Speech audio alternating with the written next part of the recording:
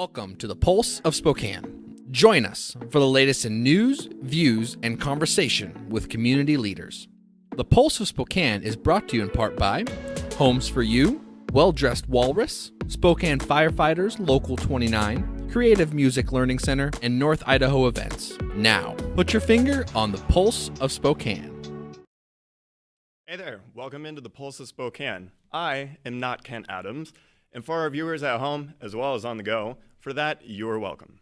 But all jokes aside, in all seriousness, I couldn't be more happy and grateful to be one of your new hosts going forward in the Pulse of Spokane.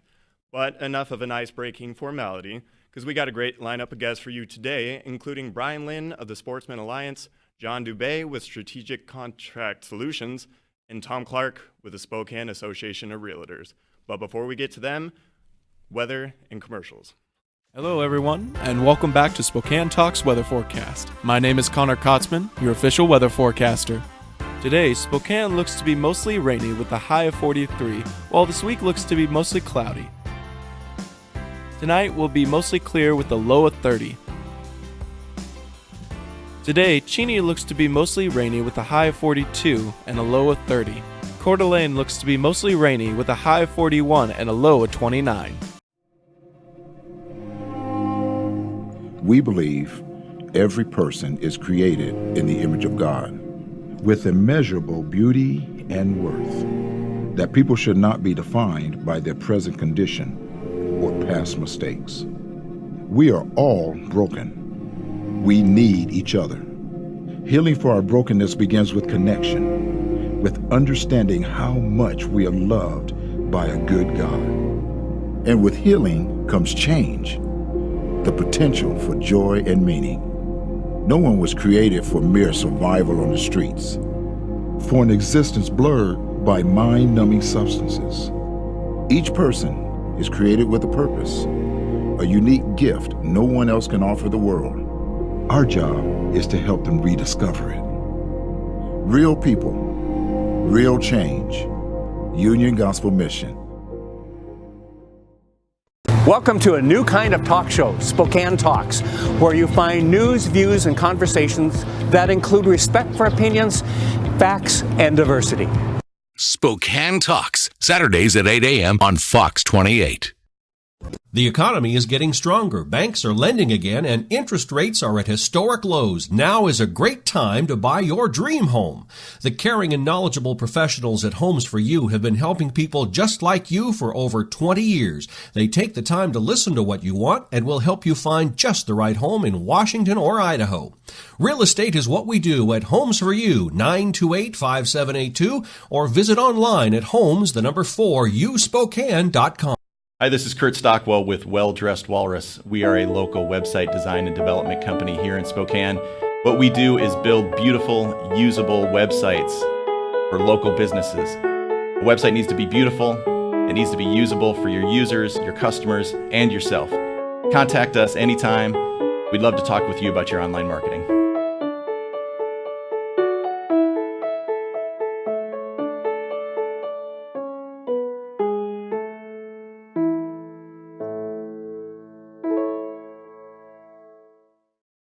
Welcome back into the Pulse. I'm here with Bryan Lynn, the Vice President of Marketing and Communications with the Sportsmen Alliance.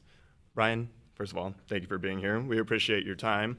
For those that don't know, including myself, what is it that you guys do at Sportsmen Alliance? Sportsmen's Alliance, we're headquartered in Columbus, Ohio. We're a national nonprofit who protects the North American model of wildlife conservation by advocating for hunting, fishing, trapping, recreational shooting.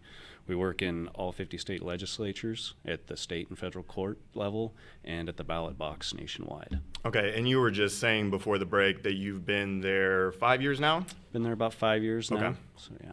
Okay, and before that, it seems like you've been around. You've had quite a few gigs, editorial business, writing, a couple magazines. Yeah, I was on the editorial side of things, just kind of fell into it. Started in a Seattle-based company and took over as the editor for Texas Fishing and Hunting News about 20 years ago. From there, I jumped to ESPN and helped launch their outdoors section and their TV endeavors and the .com side of things. Was able to work with conservation organizations a lot, the sporting dog side of things, headline news. Did that for about 6 years, and then moved to Outdoor Life magazine, one of the staples of the outdoors industry, based in New York City. So that was an experience itself. Yeah, quite a resume. You said that you helped launch ESPN, so their outdoors section. Right. So yeah. when was that? When that did was ESPN 2001 to about 2006. Okay. All right. And then you said that you actually graduated from Eastern, so you're local.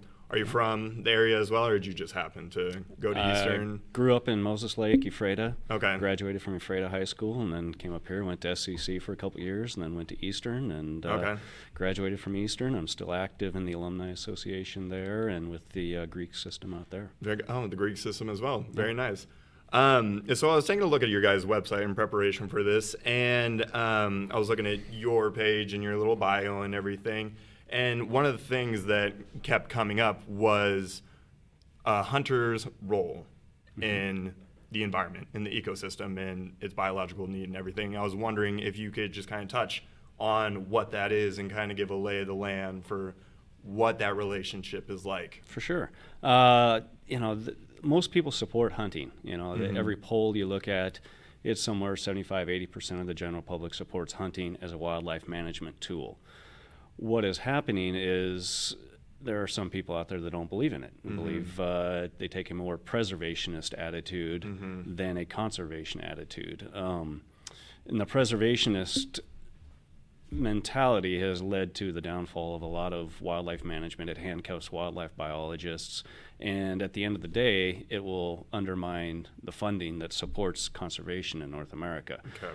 Hunters, anglers, trappers, and recreational shooters fund the majority of conservation in this country to the tune of $3 billion a year. Oh, wow. Through excise taxes, through tags and license purchases.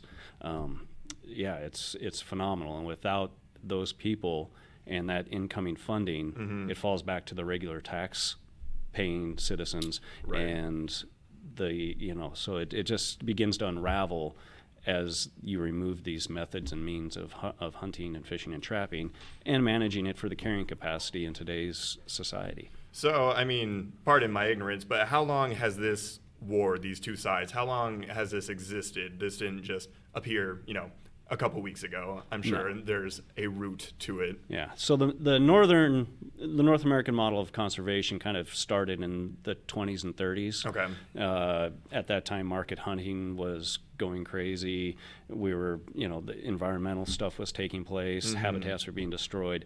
Sportsmen, led by Teddy Roosevelt and others, stepped forward and said, hey, if we want this stuff to continue, we have to start putting some regulation around it. Right. And that's where your deck stamps came from. That's where your license fees came from.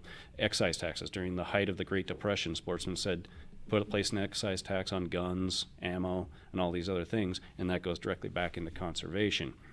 So that was back in the 1920s and 30s. Right. Somewhere along in the 70s, the animal rights movement came over from Europe, and that's when we started seeing these attacks. Trapping is on the front lines. The use of hounds here in Washington has been banned. The use of traps has been banned. The use of bait for, bears has been banned. So it's been since the 70s. Okay. Mid-70s is when it originated, and it's just spread. And it just keeps taking a little more here and there. Caught on. And you said the origins were actually in Europe. That's where a lot of the rhetoric came from. Okay. Peter Singer and different authors, theorizing about this and this idea of speciesism and things like that. And now it's caught on, and there's organizations here that have really raised up, and they promote themselves as, helping puppies and kittens or something, and most of the funding does not go into that. It goes into legislative issues and lobbying and lawsuits to stop ranching, stop hunting, and stop those type of endeavors of using animals for any way. So what initiatives are being taken, or can you guys take, to help combat this agenda that's being pushed back against you guys?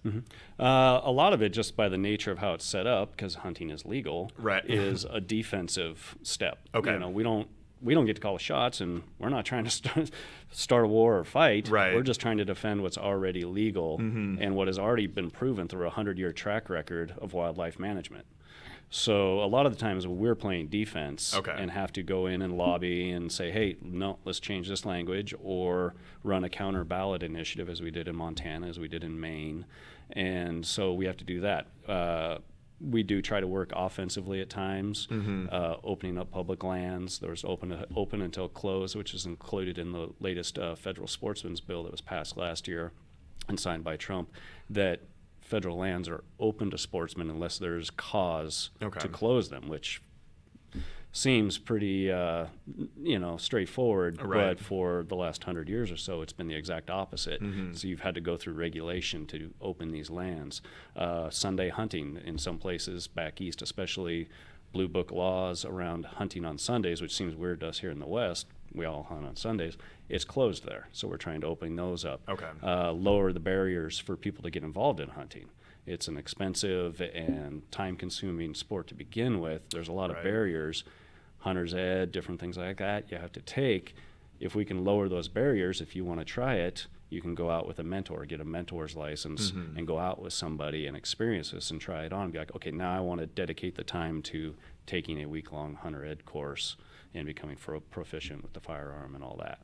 So, do you find it in today's political climate any more difficult or not, or just kind of the same to play defense, like you said, or occasionally go on the offensive and the attack? It's definitely getting harder because we're becoming more and more urbanized. We see it here in Washington, right?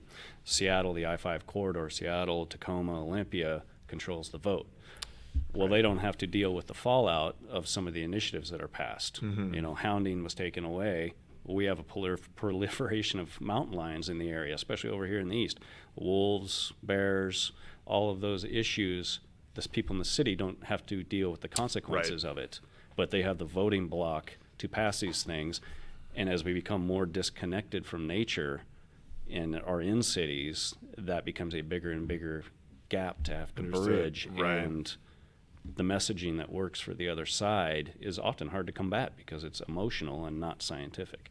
So where do you see the projection of this debate, this war that's going on, going within the near future? Do you see it just kind of staying as it is with you guys being on the defense, or do you see something on the horizon that may drastically or marginally change where it's at right now? In the foreseeable future, it'll continue the way it is. Bills are being introduced like crazy. I think right now we're working on somewhere between 500 and 700 bills nationwide that, just take slices here and there from the sportsmen and slowly undermine the model. And so we have to, play the defense and try to get those amended or changed or just, removed.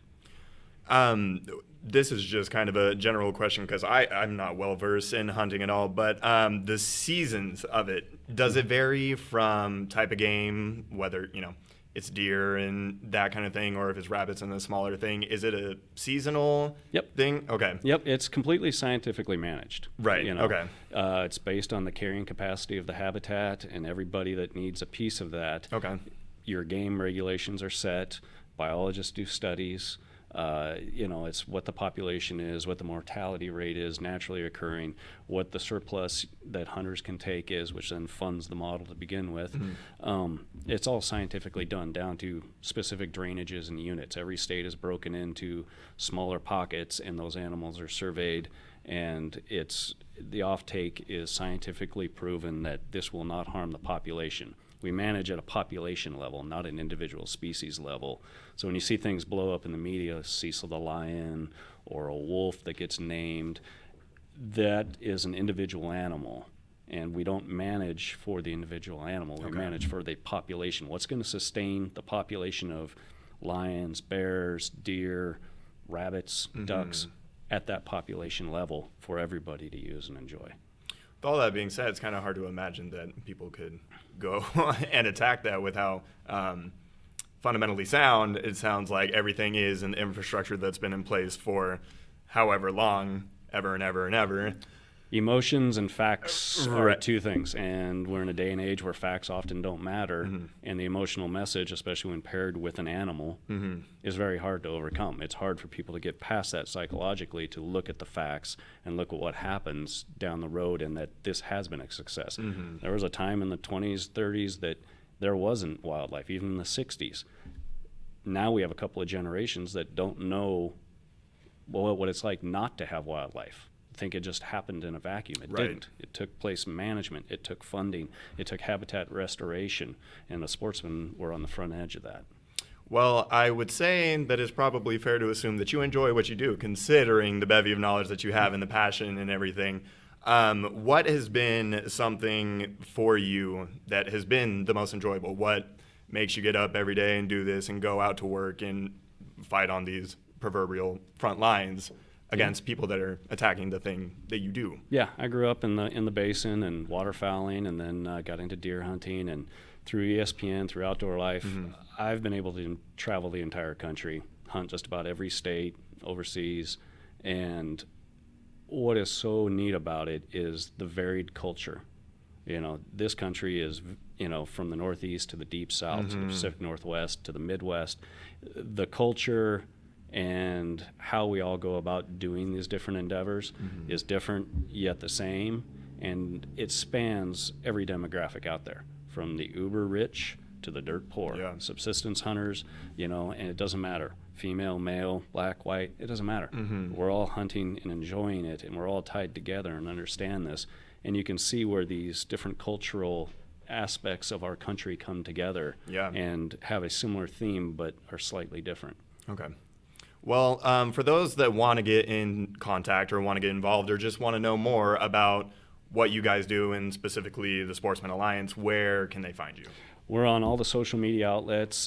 Twitter, Facebook is the big one. It's really active. Instagram, and then our website. And those are all listed under Sportsmen's Alliance, MENS, Sportsmen's Alliance. And the website is sportsmensalliance.org. Okay. Well, again, Bryan, thank you so much for taking the time to come out here. We really appreciate it. And a lot of good information right there. So much that I'm not even going to be able to retain it and remember in the next 30 seconds. But appreciate you coming out here and being on. Thank you for the opportunity. It was a pleasure to meet you. And we'll be right back with Tom Clark after this.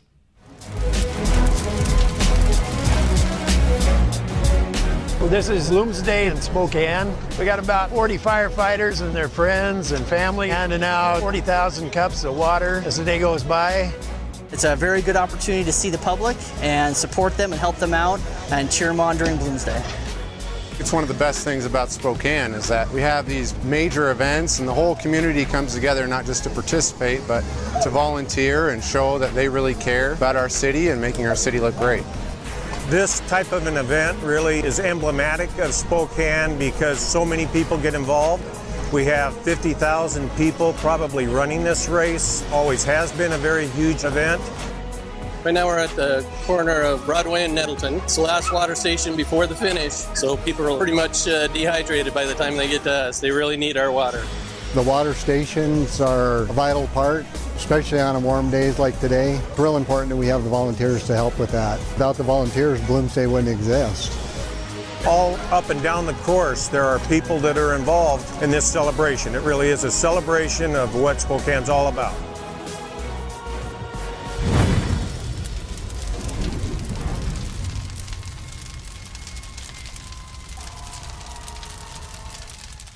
I'm Nikki Butler, and I'm a regional manager for STCU. My lunch buddy is Nicole.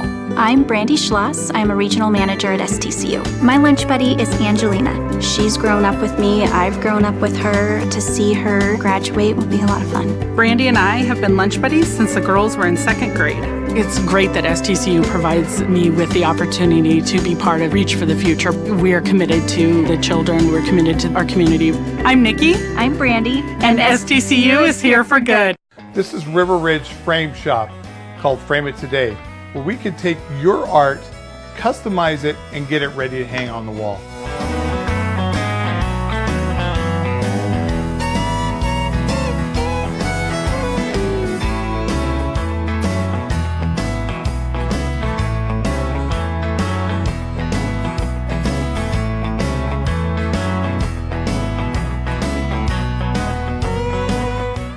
at River Ridge Hardware, 2803 West Garland.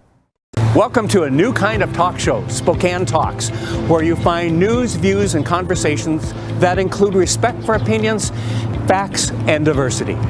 Spokane Talks, Saturdays at 8 a.m. on Fox 28. Welcome back into the Pulse. I'm sitting here with Tom Clark, the 2020 president of the Spokane Association of REALTORS. Correct. Tom, thank you for the time being here. Appreciate it. My pleasure. So, let's just jump right into it. What would you describe as the current state of the Spokane residential market? How are we doing in Spokane? The Spokane residential market has been very strong for the last 3 years, 2 to 3 years. The primary issues that we have right now is a severe shortage of inventory. Oh. And so that creates a supply and demand issue. Okay. And as a result of that, prices have been going up probably more than they normally would had there been more access to inventory. Okay, so what kind of things are we looking at doing to change the inventory shortage? Well, there have been a number of things that have been proposed. I don't think anything's really set in stone as far as what they're going to do. Okay. The city is trying to get more infill, higher density type housing, more housing per lot type thing, or more doors per lot, and I think the fact that our growth management boundaries have been held tight for so many years has probably affected some of the supply issue. Okay, so you said within the past 3 years or so, Right. it's 3 or 4 been years. pretty good. So Yes, before that, was it in a not so great place and we were able to kind of rebound from that? That's correct, yeah. Well, Okay. those of you that remember the subprime mortgage mess of 2007, Boy, do I. 2008, the market took a pretty big hit there. Right. The market across the country, not just our local market. Right. And for several years, we were still trying to rebound from that, and it wasn't until just a few years ago that we came out of those woods. And we're surviving and recovering and on the mend. Absolutely. Okay. Absolutely. How do we look at Spokane? And I don't know if you pay attention to this or if this is part of your job description or whatever, but how do we as Spokane look relative to other parts of the nation that may or may not be doing as well and better? Most of the nation is doing pretty well. Okay. We're leading the nation as far as doing very well, yes. But again, shortage of inventory is a big issue. In 2019, we had about between 10.5% and 11.2% appreciation, whether you look at average home sale price or median home sale price, and yet we've only got about a 1 month supply of inventory. And just so that I have this straight, I feel silly asking this, but inventory as in houses. Available correct? houses. Okay. If for example, we average 600-700 houses per month for sale. Okay. There's only 600 or 700 houses on the market right now. Right. Well, so I moved here with my family in 2007, so it's been 12 years and counting. And even in that time, and it's kind of a long time, but I've noticed in my later adolescence through teenage years, it's like, this place is getting crowded. There is traffic when there never used to be such a thing, and it's like going out in public or downtown around River Park Square and everything. It seems like there has been a major influx of people moving from wherever. I gotta imagine it's from the west side. I mean, do we have pinpoints of where people are coming up from? Well, they're coming from all parts of the country, to be honest with you. Yeah. California, Oregon, the coastal cities where the prices have driven people out. Right. And we're still very affordable as comparison. Our average price last month, the average price was like $283,000. Okay. And like I said, that's 11% above where it was a year ago. Mm-hmm. And I got to imagine that the lower pricing, especially relative to the rest of the country, I got to imagine that that's subject to change, especially if people keep coming through, or is that not the case? No, I think it'll change over time, but I don't think we'll necessarily overtake any of those other markets, and I don't believe we want to. Okay. We really like our lifestyle here. Yeah. We like the affordability of living here. Mm-hmm. Affordability and availability fit hand in hand, however, and so the more difficult it is to find homes, the more expensive they become. Mm-hmm. I mean, it's got to be one of Spokane's strongest selling points. I don't mean that in a punny way, but the fact that it is one of the lowest cost places of living in the United States. Most affordable. There you go. Better put, right. I was wondering if you could touch on some of the hot and or cold spots in Spokane. Housing developments, where people are moving to, what places aren't doing so great in terms of realty. You know, I think it's more of a price range equation than it is location equation. And so the price range, you know, the entry level price ranges are absolutely red hot. First time home buyers today are having one heck of a time finding a good house for their money and competing, because they're in a competitive situation more often than not. They need a professional realtor in order to get through that maze and in order to help them successfully negotiate a purchase.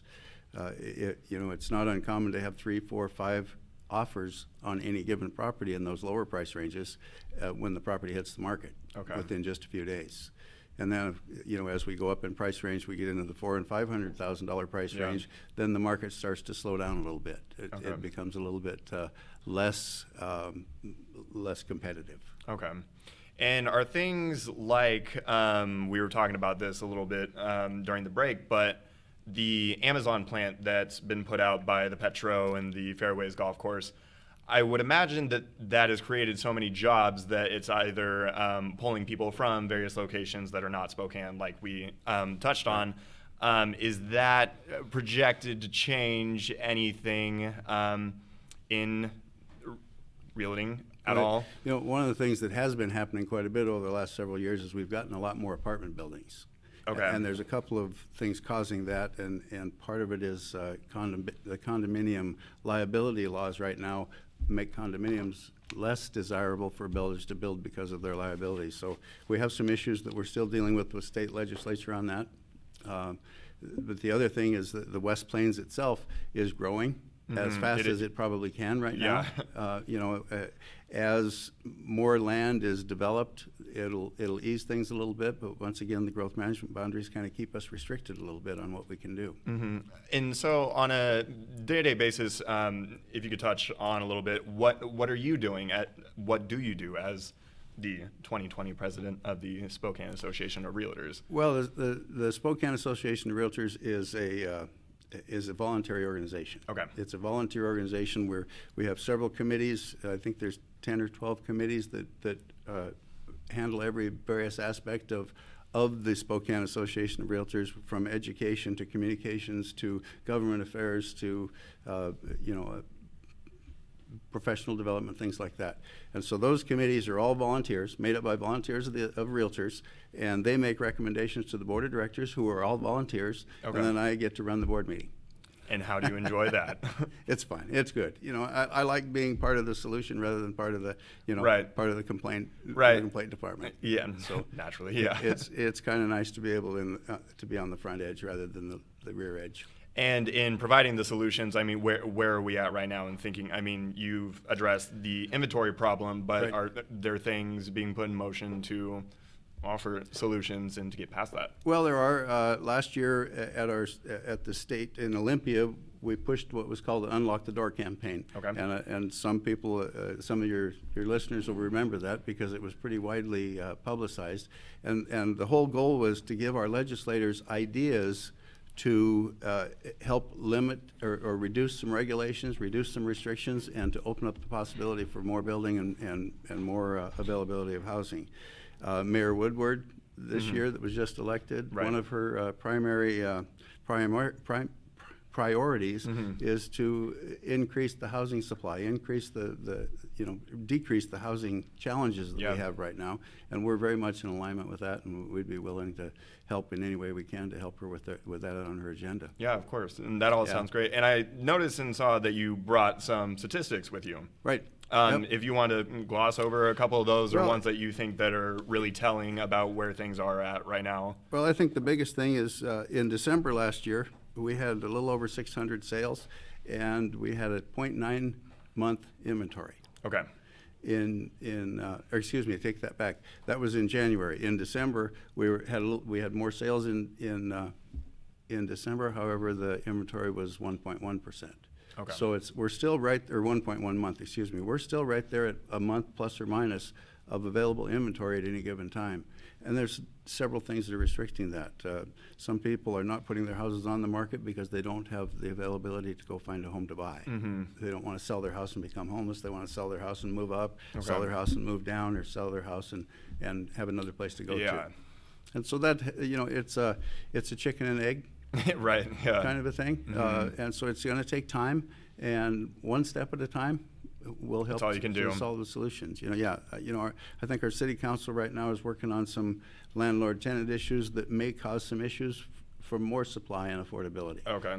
The more restrictions they put on landlords, the more, unfortunately, I think that's going to affect increasing prices for tenants and increasing issues for tenants. Okay. So unintended consequences is kind of what we see with some of these landlord-tenant issues that are on the forefront right now. Okay.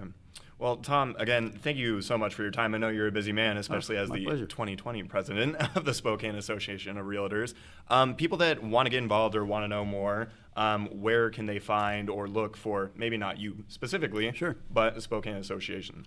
Well, we're at SpokaneRealtor.com. Okay. And also the Spokane Association of Realtors office and the Multiple Listing Service office is at 1924 North Ash. Okay. Well, thank you again for your time. Can't tell you how pleasure. much we appreciate it. Thank you. And we're not done yet. We'll be right back after this with John Dubay. Hi, this is Tim Lane with State Farm with your quick winter tip. One of the most common questions I get is about trees and who's responsible for a fallen tree or branches. The answer comes down to negligence. If your neighbor's tree falls and damages your home, vehicle, or personal property due to a weather-related incident, then your insurance company would cover that as a non-fault loss. If you can prove negligence against your neighbor, city, or county, then they are legally responsible for your damages. If you have any coverage questions or would like a second opinion on your insurance, call my team and I at Tim Lane State Farm at 509-926-5135. Welcome to a new kind of talk show, Spokane Talks, where you find news, views, and conversations that include respect for opinions, facts, and diversity. Spokane Talks, Saturdays at 8 a.m. on Fox 28. Hi, this is Kurt Stockwell with Well Dressed Walrus. We are a local website design and development company here in Spokane. What we do is build beautiful, usable websites for local businesses. A website needs to be beautiful, it needs to be usable for your users, your customers, and yourself. Contact us anytime. We'd love to talk with you about your online marketing.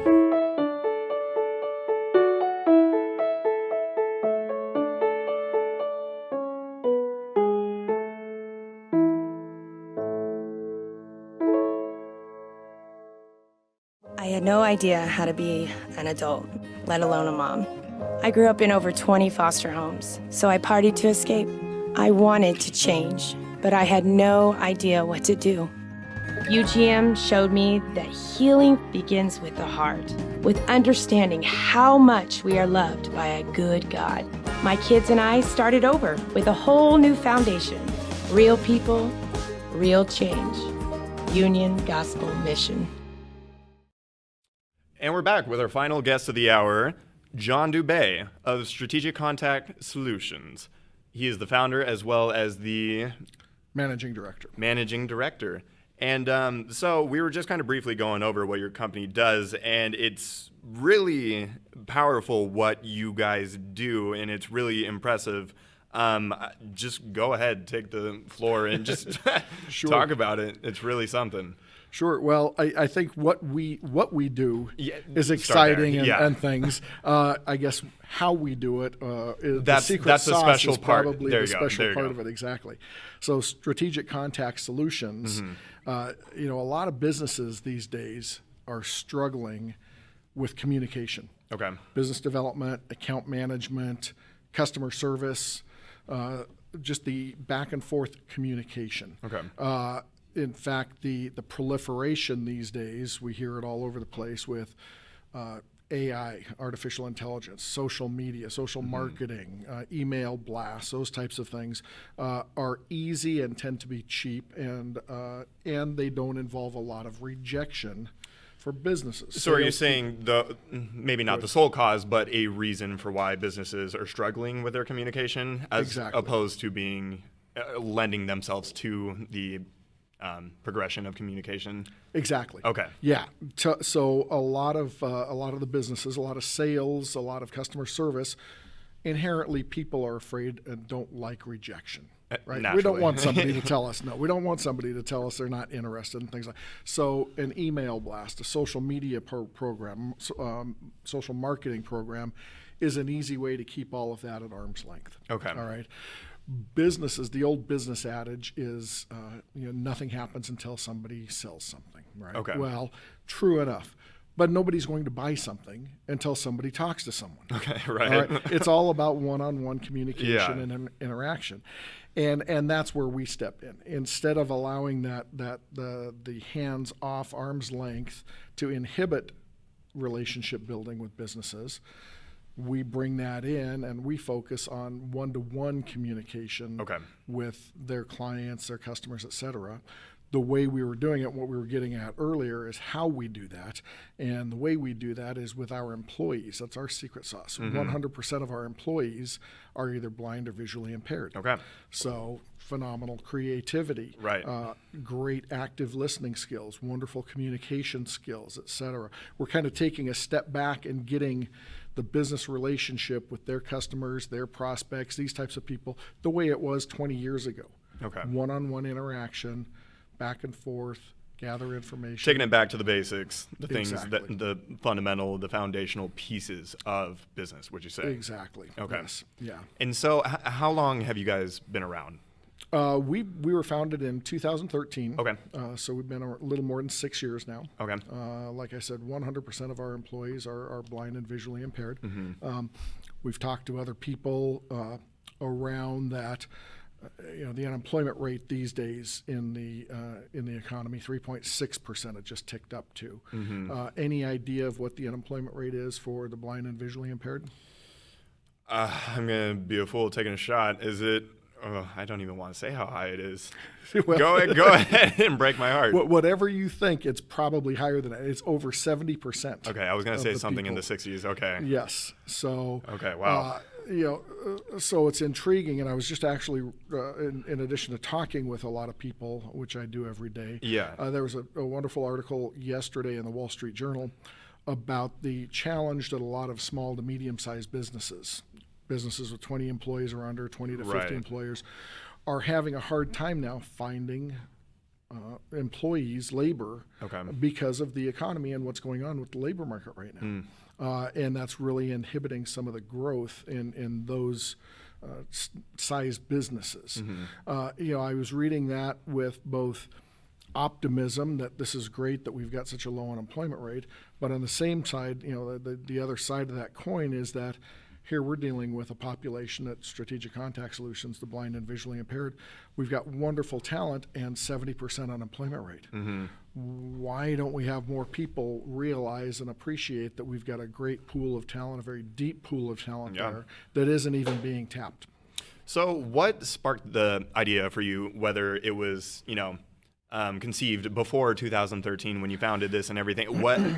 What greenlit the idea that, hey, we need to tap into this demographic that aren't being taken advantage of is not the right word that I want to use, but utilized and properly integrated within the society? Exactly. So I, just by happenstance, so the company was founded on an entrepreneurial brain cramp, I guess is what I'll call it.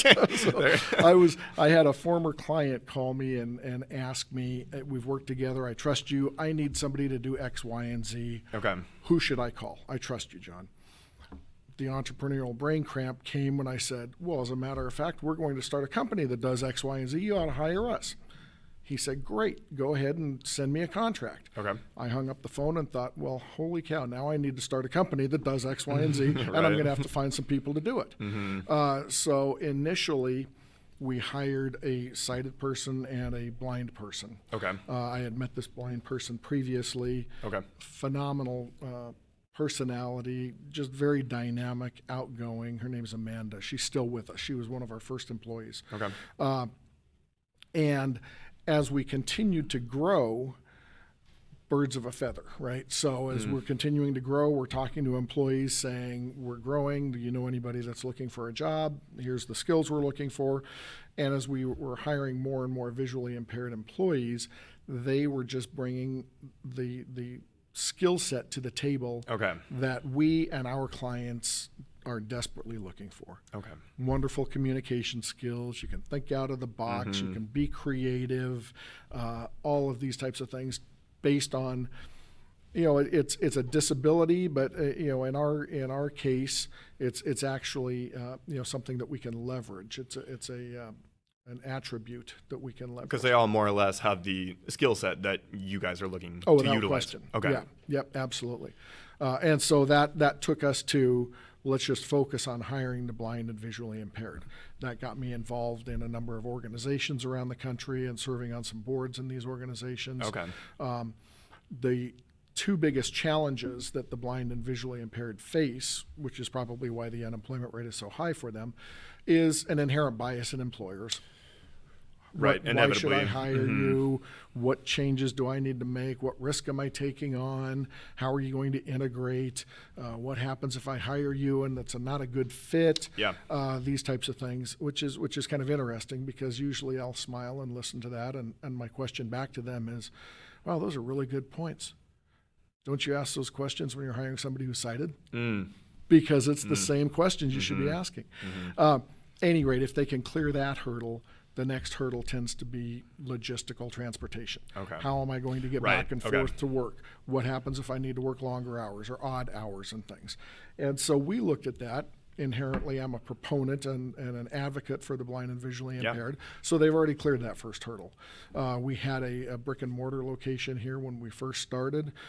It became apparent that we could tap wonderful talent anywhere in the country if we pushed everything into the cloud. And so that's what we did probably 4 or 5 years ago, moved all of our software, all of our systems and things into the cloud. And now with these national organizations that we work with, we're targeting and employing people in Oregon, Washington, Idaho, Colorado, Massachusetts. Amanda, who is still with us, was here, started off with us in Spokane, moved to Othello, and about 1.5 years ago came to me and said, I want to move again. Can I, if I get a high-speed internet connection, can I keep working? Absolutely you can. You're a cornerstone of the company. Are you coming back to Spokane?